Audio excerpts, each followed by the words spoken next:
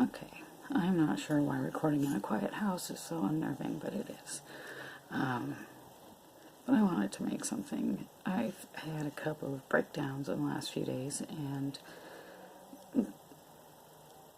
yeah, the PTSD is still strong, and I just wanted to comment on that real quick. There should be another type, because I believe what I have is more like C-Ptsd. It is chronic post-traumatic stress. So post doesn't really fit, because I know that my body can kill me. It's tried, it succeeded, I survived it, and now it's just scarier. But now, the last couple days, I got upset because I begged for years for someone to hear me, to take me serious, to validate what I was feeling. And then I got the diagnosis, and it's so not good. And each testing that we go through, it's getting worse, and it's getting scarier, and it sucks. So one thing, when you are chronically ill, you have to triage yourself most of the time. And you have to be your own patient advocate. You have to make sure things are getting done for you. Because if you don't, you can slip through the cracks really easy. And unfortunately, with something like relapsing polychondritis, it's a progressive autoimmune disease. It is attacking my cartilage and other connective tissues. It's a super rare disease, and my manifestation is even more rare. And these aren't good things.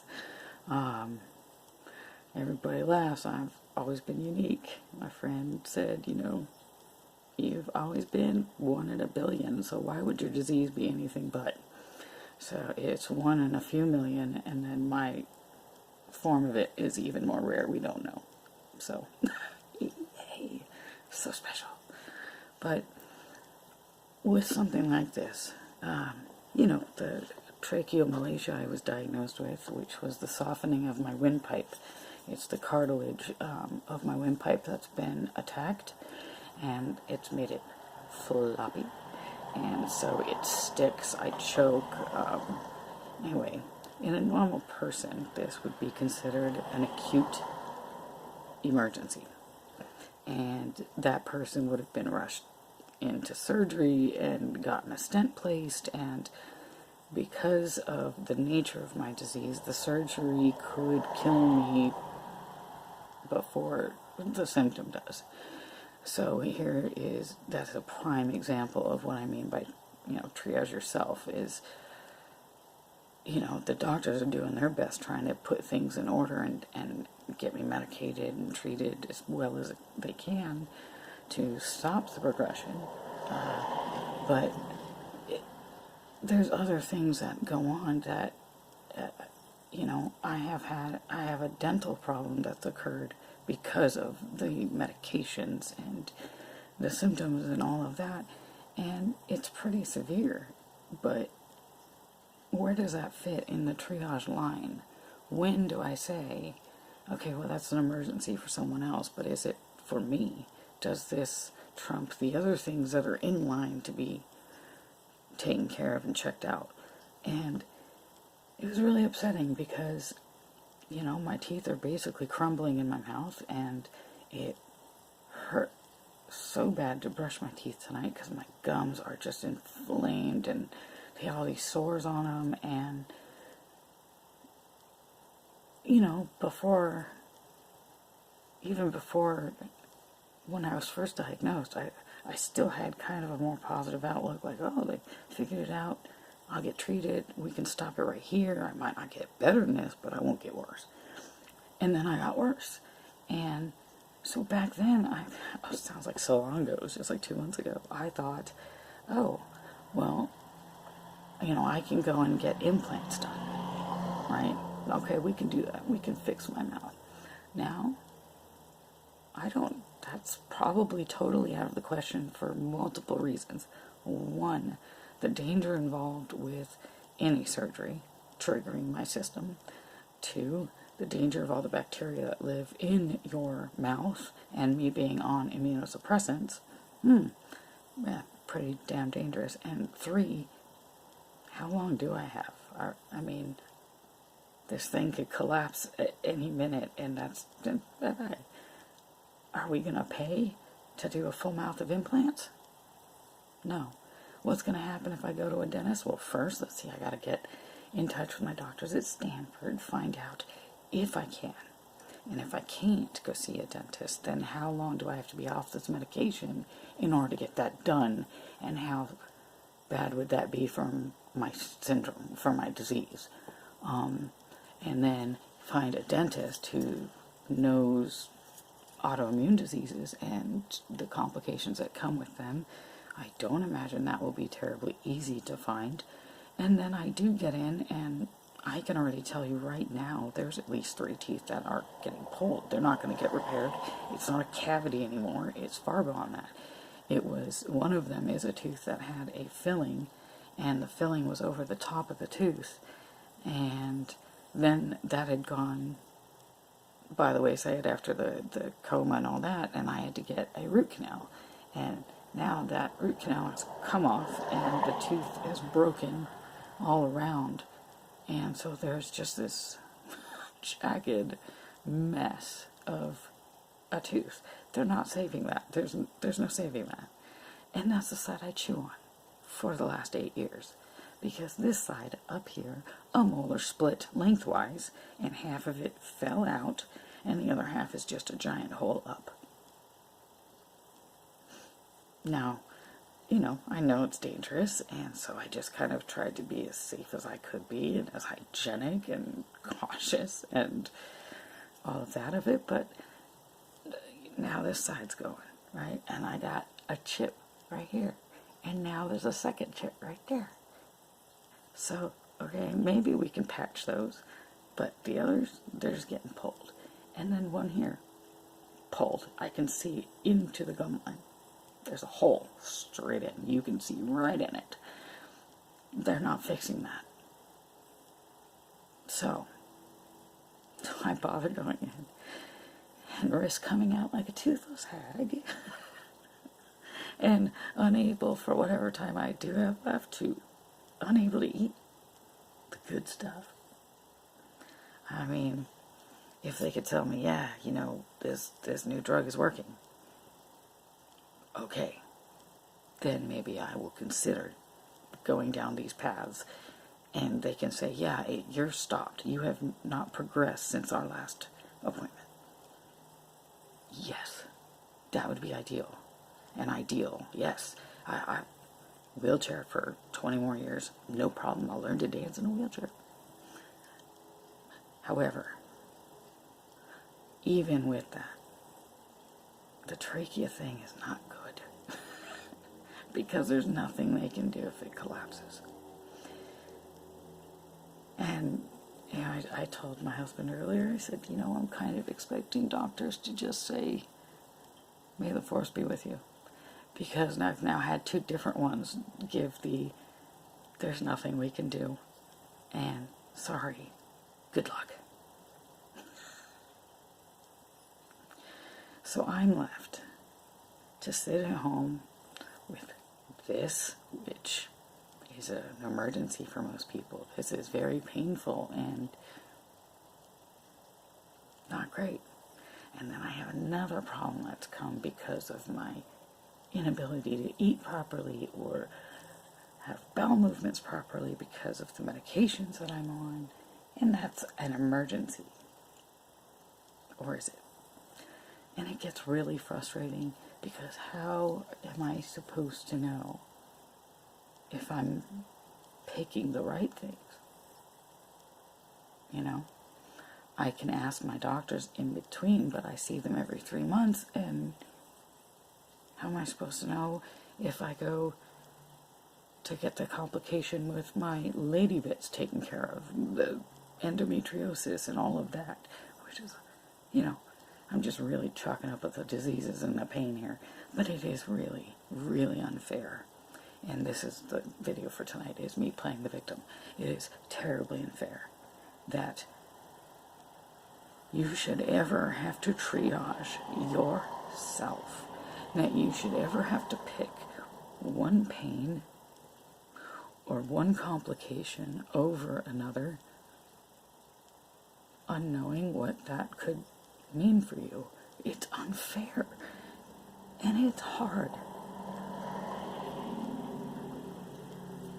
You know, when I got my second spinal stimulator put in, I had to decide between my vision and my back, because I had to stop the medication that was helping the vision from degrading any further in order to get the surgery done. It's decisions like that I don't think anyone ever thinks about when they think about autoimmune diseases or progressive diseases. I certainly didn't. But now, 20 years into this thing, I don't have the luxury of 18 years of denial. You go into a doctor, you say, I've got this symptom, and they're like, oh, well, we didn't see anything on the test, so probably nothing. And you can go home, and no matter how alarming it is inside, your body, your brain is telling you, this is not okay, this is not right. You can believe them for a time. You go home and say, well, they didn't think it was that bad, so it must not be. And I tell you what, there was a beauty in that. There was a true, way underappreciated beauty in that for me. I wanted and I begged for answers. And I just thought knowing would be way better than the unknown. I don't know. Because now there's no more beauty of denial. When I choke in the middle of the night, or I feel my throat shutting and like there's something in the way, I can't talk that away anymore. I can't say, well, the doctors didn't seem to think it was that big a deal. Now I'm at the right doctors, and it's a big deal. And there is just no more hiding. And it's terrible, and it's unfair. And it's something I don't think anyone thinks will happen to them. But having to pick and choose between acute pain and catastrophic symptomology and medications that could be life or death, and treatments that could mean life or death if it's done by the wrong people. It's a terrible place to be. And that leads me to my next point, which is depression. My whole life I suffered from anxiety disorders. I never had depression until, quite a ways into this illness. And it brings with it a depression that you cannot imagine. The frustration and the anger, your head can just start spinning with the details of what's happening, and you can't stop it. And all of a sudden you're screaming, and you're filled with desperation and rage. And fear is in every move you make, every thought that you have, every decision you make is surrounded by fear.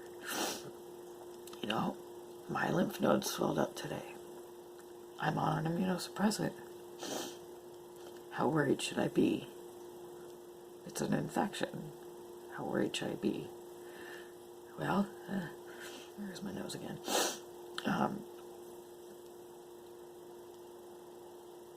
I decided that I would just take my temperature throughout the day, and as long as it didn't spike, I would not go in. But inside I'm like freaking out because I'm on an immunosuppressant and I now have an active infection in my body. Will my body be able to fight it? Hope so. But it's grating me right now. For some reason, I'm finding it a lot harder to handle the changes in everything. And we were trying to go through the voting, and the reason is because I can't comprehend. Having been an avid reader my entire life, I had to stop reading quite a while ago because I could no longer comprehend what I was reading. And that is a terribly embarrassing thing, and I had to finally break down and say to my husband, like, hey, I need your help. I can't vote because I can't understand what I'm reading. And he, okay, no problem, we'll sit down and we'll go through it. So, okay. So we start, and right out the gate, I couldn't make heads or tails. And I start crying, and it went out of control, I would swear to you, in less than 2 minutes, where I was in a full panic attack and flashback. And, sorry, but my nose is gonna drip all over the place again. I realized in doing it, when I woke up from my coma, I didn't understand what happened. And the first memory I have of understanding was a very traumatic one. And I woke up in the night, and my mom was sitting halfway in the door of my room and half in the hallway, drawing, and I said, Mom, I need to go to the bathroom. In my head, I thought she was going to come over, help me up, and take me to the commode. She said, okay, hang on, and left. And I didn't understand. And she comes back with a nurse, and the nurse reaches into a cupboard and brings down a, bedpan. And I start feeling horror building up. So I try to move. And I realize that my fingers can wiggle around my legs, but I can't control them. I'm not sitting up. My legs aren't bending up. My arms aren't lifting me. And it was really, really bad. Because they put that pain under me. And all I could think is, what the hell? What the hell? What the hell? What the hell? And when it was done and the nurse left, my mom explained how long I'd been under. So I went from confusion. Why do I not understand what's happening? Into fear. Wait a minute, what the hell? What? To an understanding that changed my life forever. Because I was never the same person. And I never will be. I went to sleep and I woke up 3 weeks later. 200 pounds. I went to sleep at 92 pounds, in case you're wondering. I got very underweight being sick. And I was fat, and I looked at my skin, and there was just bursts and blood everywhere, and scars, and stretch marks that are scars, and I went from confusion to fear to a terrified understanding. And I realized when we were doing that voting, that's why I panic. When I get confused and can't understand something. Because I feel like immediately following that confusion is going to be terror. It's a bad place to live, and I've been there for 14 years. And goddamn, I'm so sorry. And it sucks. And but at least I kind of understand it now. I understand all the random freakouts that made no other sense before. Now I get it, but it doesn't make it any easier. It hasn't changed in 14 years. I still have a hard time thinking or talking about it. And I think it's especially because it's not over. I didn't have like a broken arm that could be set and healed. I'm sick, and it almost killed me. I know that it can. I know it will. And it's not over. So no, I have not moved on. As much as I would love that, that's not reality. It's not how my brain, I don't know if it's all brains, but it's not how my brain has processed this trauma. So I am chronically in a state of PTSD. Chronically. And, you know, each complication, each bad test result, each doctor that doesn't know what to do or says there is nothing else we can do, each one is another level of fear piled on top of a life lived. Confused, different, that me that was.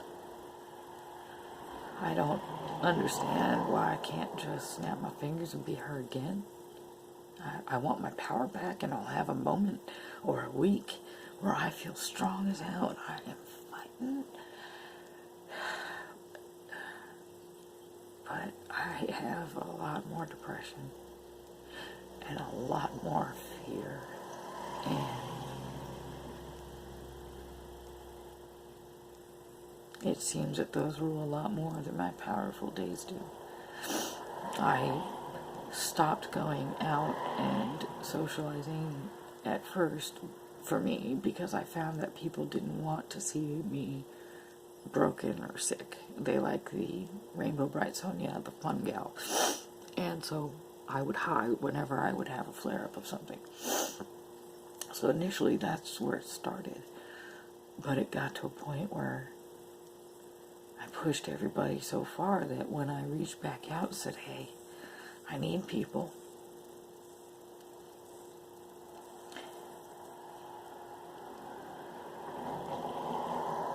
nobody came except the ones who had never left.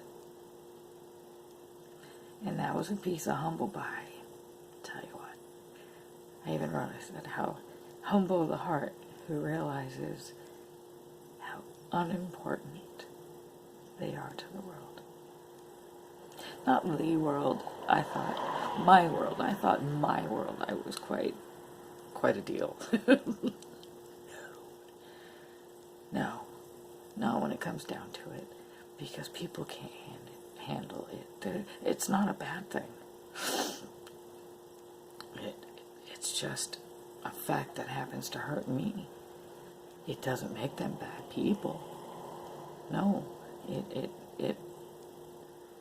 it's understandable to an extent. I was raised by an empath of a mother, and I believe that by watching her take care of people who weren't her own, because it was the right thing to do, that shaped me. I saw her talk to my grandfather about death, and he cried. Because people wouldn't talk about it with him, even though he was right there. Nobody wants to discuss the actual death. And I learned from her, so that later on, with other people that her and I were caregivers for, whether together or separately, I followed her footsteps. I do what's right. I put my comfort aside, and I do what they need. And I talk to them about their fears, and I ask them to tell me their stories. So for me, it was nature. I learned it watching her. It was absolutely normal for me. That's how it went, how I do. That's how you do. And I understand that's not for everyone, and not everyone has that capacity, or else there would be no lonely, sick, and dying people. There wouldn't be lonely, chronic illness people wondering, where are all my support? It takes, a certain person, and it just sucks that it hurts. I don't want it to hurt because I understand. I understand that they can't come. I understand they can't do more. I just wish it wouldn't hurt. And I'm making all the best steps now, and I'm eliminating things that aren't good for my heart.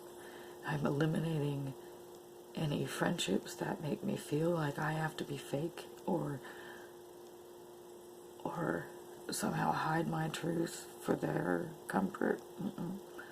I am eliminating anyone from my world that does not bring me joy and peace, because for whatever time I have left, whether it is a week or 20 years, I don't have any more interest in being hurt by people. So, I understand, and then I will bid a fine farewell. That's all. Thanks for listening. I hope it helps somebody somewhere, because it's the only reason I'm doing it. Good luck, and if you have any questions, ask. Please. No, really. I'm open.